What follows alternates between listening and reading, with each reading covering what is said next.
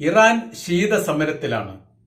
നെടുവീർപ്പോടെയാണ് അമേരിക്കയും ഇസ്രായേലും ഇറാന്റെ ഈ നിലപാടിനെ എതിരേറ്റിരിക്കുന്നത്. ഏത് സമയത്താണ് യുദ്ധം പൊട്ടിപ്പുറപ്പെടുക എന്നുള്ളതും അതിന്റെ ദുരന്തത്തിന്റെ വ്യാപ്തി എത്രത്തോളം ഉണ്ട് എന്നും കൃത്യമായ രീതിയിൽ കണക്ക് കൂട്ടാനോ മനസ്സിലാക്കാനോ ഇപ്പോഴും ഇസ്രായേലിനും അമേരിക്കക്കും സാധിച്ചിട്ടില്ല എന്നതിനാൽ ഏതെങ്കിലും തരത്തിൽ ഈ യുദ്ധങ്ങൾ ഒഴിവാക്കാൻ വേണ്ടി വലിയ രീതിയിലുള്ള ശ്രമം യുദ്ധപ്രഖ്യാപനത്തോടനുബന്ധിച്ച് തന്നെ അമേരിക്ക ആരംഭിച്ചിട്ടുണ്ട്.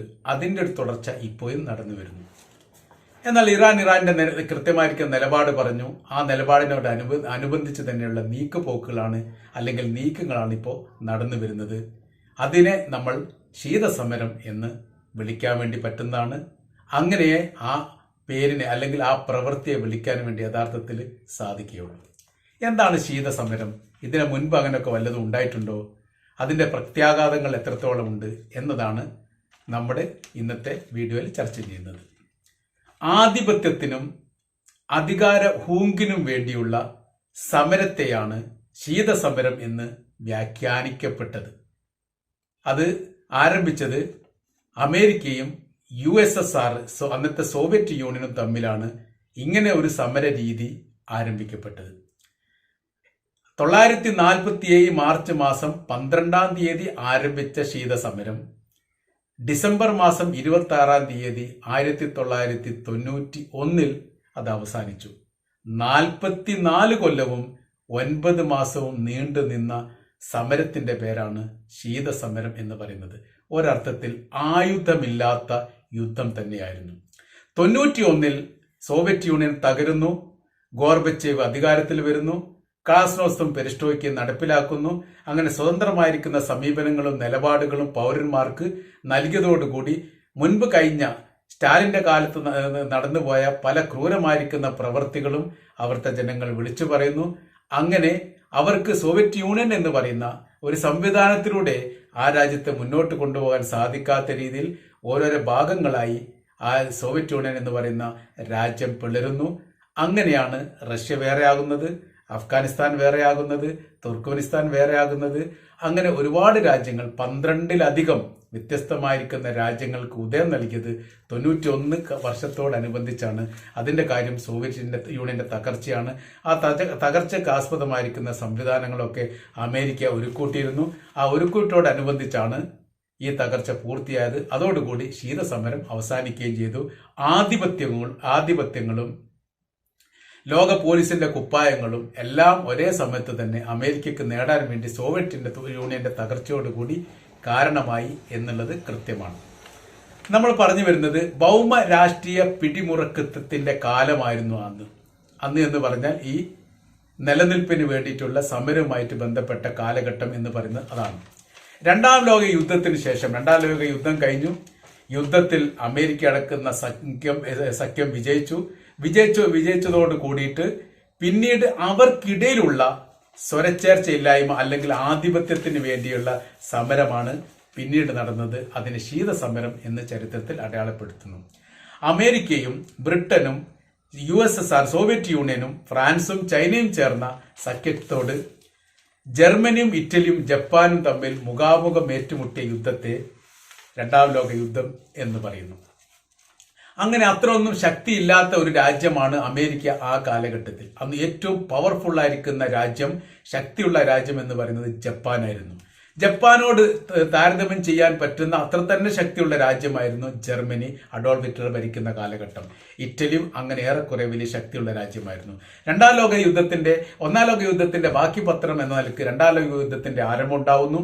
അതിലേക്ക് ബ്രിട്ടൻ ലോകശക്തിയുള്ള രാജ്യമാണെന്ന് നമുക്കറിയാം. അതോടൊപ്പം തന്നെ അതിലേക്ക് അമേരിക്ക ചേരുന്നു, സോവിയറ്റ് യൂണിയൻ ചേരുന്നു എന്നുള്ളതാണ് അതിന്റെ ഏറ്റവും വലിയ പ്രത്യേകത. ജർമ്മനിയെയും ജപ്പാനെയും പരാജയപ്പെടുത്താൻ വേണ്ടി അമേരിക്കയോടൊപ്പം ചേർന്ന് നിന്നുകൊണ്ട് യുദ്ധം നയിച്ച രാജ്യത്തിന്റെ പേരാണ് സോവിയറ്റ് യൂണിയൻ എന്ന് പറയുന്ന ഇന്നത്തെ റഷ്യ എന്ന് പറയുന്ന രാജ്യം. അതോടൊപ്പം തന്നെ ഇന്ന് വൈരികളായിരിക്കുന്ന ചൈനയും അമേരിക്കയും സംയുക്തമായി തന്നെ ചേർന്ന് നിന്നുകൊണ്ടാണ് യുദ്ധം നടത്തിയത് എന്നൊരു പ്രത്യേകതയുണ്ട്. അപ്പൊ ഇവരൊക്കെ ഒരു ചേരിയിലായിരുന്നു. ചേരിയിലായിരുന്നു. അങ്ങനെ യുദ്ധ പരാജയത്തിന്റെ ഭാഗമായിട്ട് അല്ലെങ്കിൽ യുദ്ധത്തെ പരാജയപ്പെടുത്താൻ വേണ്ടിയിട്ടാണ് അമേരിക്ക ജപ്പാനിലെ ഹിരോഷിമയിലും നാഗസാക്കിയിലും ആണവ സ്ഫോടനം നടത്തിയതോടുകൂടി ജപ്പാൻ പരാജയപ്പെട്ടതായി പ്രഖ്യാപിച്ചു. ജപ്പാന്റെ പരാജയം എന്ന് പറയുന്നത് അത് ജർമ്മനിയെ ബാധിച്ചു. ജർമ്മനിയിലെ അഡോൾഫ് ഹിറ്റ്ലർ കുറെ ജൂത വിഭാഗത്തെയൊക്കെ കൊലപ്പെടുത്തി ഏറ്റവും ഒടുവിൽ ആത്മഹത്യ ചെയ്ത കാര്യങ്ങളൊക്കെ നമുക്കറിയാവുന്നതാണ്. അങ്ങനെ അവിടെ ലോക ആധിപത്യം സോവിയറ്റ് യൂണിയന്റെയും അമേരിക്കയും അടങ്ങുന്ന സഖ്യകക്ഷികളുടെ കയ്യിലേക്ക് വന്നു എന്നുള്ളതാണ് ഇതിന്റെ ഏറ്റവും രണ്ടാം ലോക യുദ്ധത്തിന്റെ ഏറ്റവും വലിയ പ്രത്യേകതയായിട്ട് ലോകം കാണുന്നത്. അന്ന് മുതൽ അമേരിക്ക വലിയ ശക്തിയായി വന്നു. അതിന്റെ കാര്യം എന്ന് പറഞ്ഞാൽ ആണവായുധം ഉണ്ട് എന്നുള്ളതല്ല, ആണവായുധം ധൈര്യസമേതം പ്രയോഗിച്ചു എന്നുള്ളതാണ്. അങ്ങനെ രണ്ടാം ലോക യുദ്ധത്തിൽ ജപ്പാനെ പരാജയപ്പെടുത്തി എന്ന് പറയുന്നതോടുകൂടി അവിടെ ഏറ്റവും വലിയ ഹീറോയിസമായി വന്നത് അമേരിക്കയായിരുന്നു. അതുവരെ സോവിയറ്റ് യൂണിയൻ ആയിരുന്നു, അതല്ലെങ്കിൽ ബ്രിട്ടൻ ആയിരുന്നു. ആ ബ്രിട്ടന്റെ ആധിപത്യങ്ങളൊക്കെ പോയി അമേരിക്കക്ക് ആധിപത്യം വന്നു. അങ്ങനെ അവർ ലോകത്തെ നിയന്ത്രിക്കുന്ന ഒരു പ്രത്യേക സാഹചര്യം വന്നതോടുകൂടി അവർക്കിടയിലുള്ള അഭിപ്രായ ഭിന്നത മറനീക്കി പുറത്തു വന്നു. എന്ന് വെച്ചാൽ സോവിയറ്റ് യൂണിയൻ ആണോ അമേരിക്കയാണോ, ഞാനാണോ നീയാണോ എന്ന തരത്തിലെ കാര്യത്തിലേക്കാണ് പിന്നീട് പോയത്.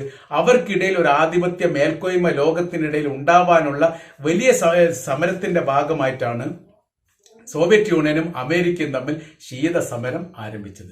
42 കൊല്ലം, എത്ര വർഷം പറയുന്നത്, 44 വർഷത്തിലധികം, 44 വർഷം 9 മാസം നീണ്ടു നിന്ന ശീതസമരത്തിൽ വലിയ രീതിയിലുള്ള സാമ്പത്തിക തകർച്ച, രാഷ്ട്രീയപരമായിരിക്കുന്ന വലിയ രീതിയിലുള്ള അനൈക്യങ്ങൾ, സൈനികപരമായിരിക്കുന്ന വലിയ ചോർച്ച, കുറേ വിഷയങ്ങൾ ആ വിഷയമായിട്ട് ബന്ധപ്പെട്ട് പറയുന്നു.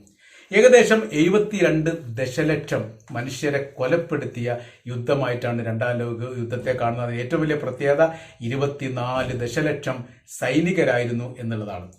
ആഗോള സ്വാധീനത്തിന് വേണ്ടിയുള്ള ഈ സമരത്തിൽ മരിച്ചു വീണ ആളുകളുടെ എണ്ണത്തെ പറ്റി ഇപ്പോഴും വലിയ കൃത്യവും പ്രത്യേക വരയ്ക്കുന്ന ഒരു രൂപങ്ങളും ഇല്ല എന്നുള്ള ഒരു പ്രത്യേകത രണ്ടാം ലോക യുദ്ധത്തിനുണ്ട്. അപ്പോൾ അതിന് പിന്നീട് ഇവിടെ നടന്ന സംഭവം എന്ന് പറയുന്നത് ശീതസമര കാലഘട്ടത്തിൽ 2 ചേരിയായിട്ട് തിരിഞ്ഞതോടുകൂടി ഒറ്റപ്പെട്ട മറ്റുള്ള കക്ഷികളൊക്കെ മറ്റുള്ള രാഷ്ട്രങ്ങളൊക്കെ 2 ഭാഗത്തെയും പ്രത്യേകമായി അംഗീകരിച്ച് എന്നുള്ളതാണ് അതിന്റെ പ്രത്യേകത. എന്ന് വെച്ചാൽ അമേരിക്കയ്ക്ക് ഗൾഫ് രാജ്യങ്ങൾ, അറബ് രാജ്യങ്ങൾ മുഴുവനും അമേരിക്കയോടൊപ്പം ചേർന്ന് നിന്നു.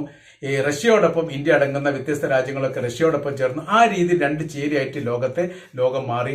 ഇവിടെ ഈ രാജ്യങ്ങൾക്കിടയിലുള്ള വലിയ വിഷയങ്ങളും പ്രശ്നങ്ങളൊക്കെ ഉണ്ടാക്കുന്നതിൽ 2 രാജ്യങ്ങൾ വലിയ രീതിയിൽ പങ്കാളിത്തം വെച്ചു.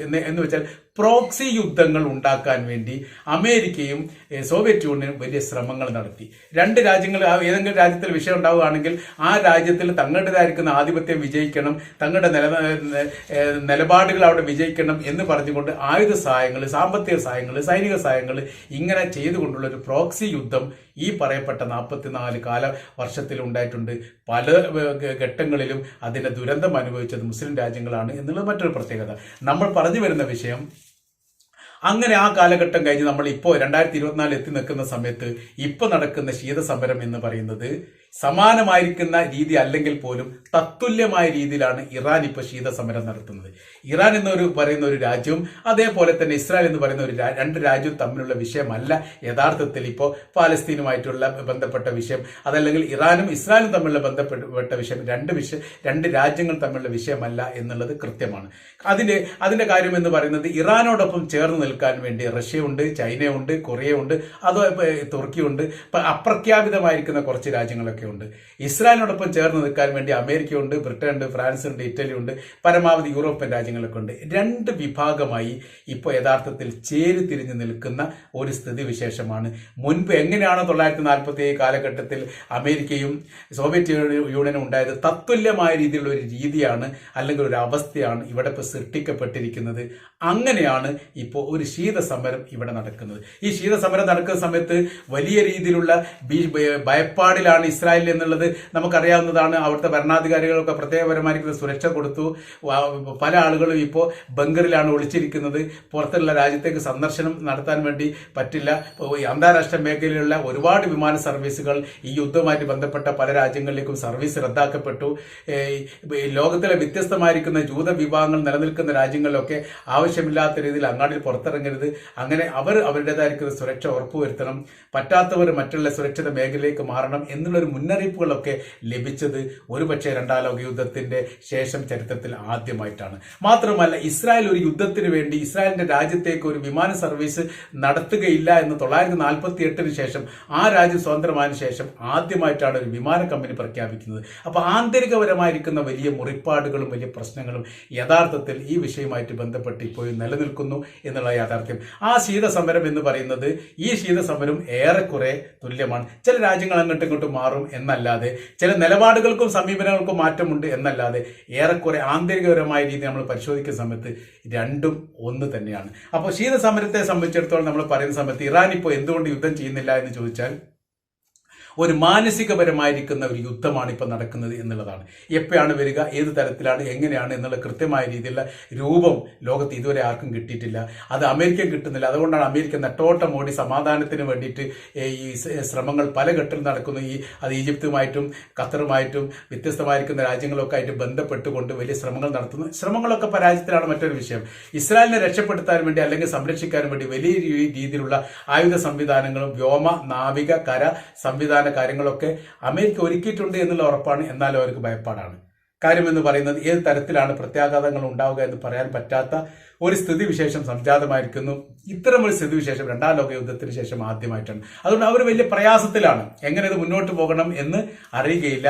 ഈ ഒരു ഘട്ടത്തിലാണ് വളരെ ബുദ്ധിപരമായിരിക്കുന്ന നീക്കത്തോടു കൂടി ഇറാനെ സംബന്ധിച്ചിടത്തോളം യുദ്ധപ്രഖ്യാപനം ഇറാൻ നടത്തി. യുദ്ധപ്രഖ്യാപനം എന്ന് പറഞ്ഞാൽ ഹമാസിന്റെ നേതാവ് കൊല്ലപ്പെട്ട് ഇസ്മായിൽ ഹനിയെ കൊല്ലപ്പെട്ടതോടനുബന്ധിച്ച് ഇറാന്റെ പരമോന്നത നേതാവ് ആയത്തുള്ള ഖമേനിയാണ് ഇസ്രായേലുമായിട്ടുള്ള യുദ്ധപ്രഖ്യാപനം നടത്തിയത്. ആ യുദ്ധപ്രഖ്യാപനം നടത്തിയതോടനുബന്ധിച്ച് തീർച്ചയായിട്ടും ആ യുദ്ധം അദ്ദേഹത്തിന്റെ വാക്കുകൾ തങ്ങൾ പാലിക്കുകയും ഇസ്രായേലിനെതിരെ യുദ്ധം ചെയ്യുമെന്ന് സൈനിക മേധാവികൾ പ്രഖ്യാപിക്കുകയും ചെയ്തു. അപ്പോൾ അത് ഏറെക്കുറെ ഉറപ്പ് തന്നെയാണ്.